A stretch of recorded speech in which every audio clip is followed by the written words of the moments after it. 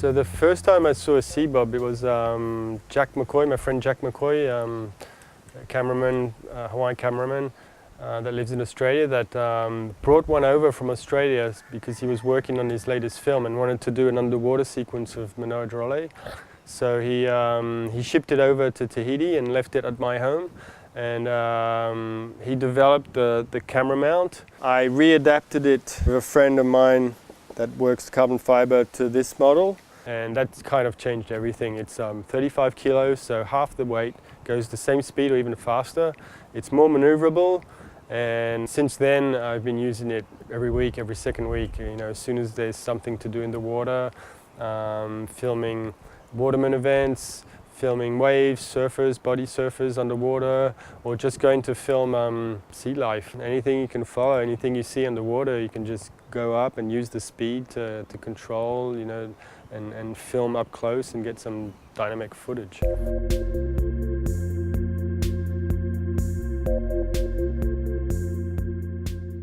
So it did change the way I shot underwater for sure, because usually, I mean, you have fins so you could move a little bit, but usually the way you would film, you would just, you know, dive in the water or dive in the waves and just wait for the person to come by you and film and try and get the angle you could get. So with the SEABOB, I can really follow a swimmer from every angle. From the side, I can come up to a few inches from his face or his hands. You know, you just get really dynamic and different angles that, you know, nobody's really seen, because you need one of these machines to be able to follow someone like that underwater.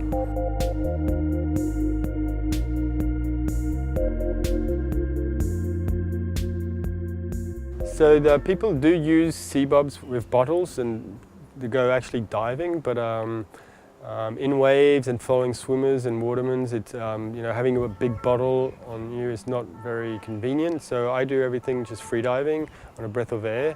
I have a little bottle sometimes if I need it, just if I need to stay a little longer.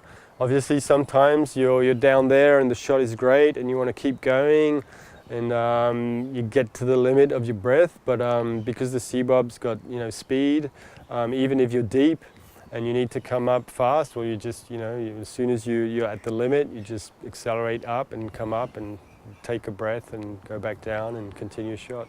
Just by using it, I've trained my, you know, free diving, and yeah, just on a breath of air, you try and anticipate the shot you want to do. Take a big breath, dive, and you know you got 30 seconds, a minute, or a bit more to do your shot, and you come back up.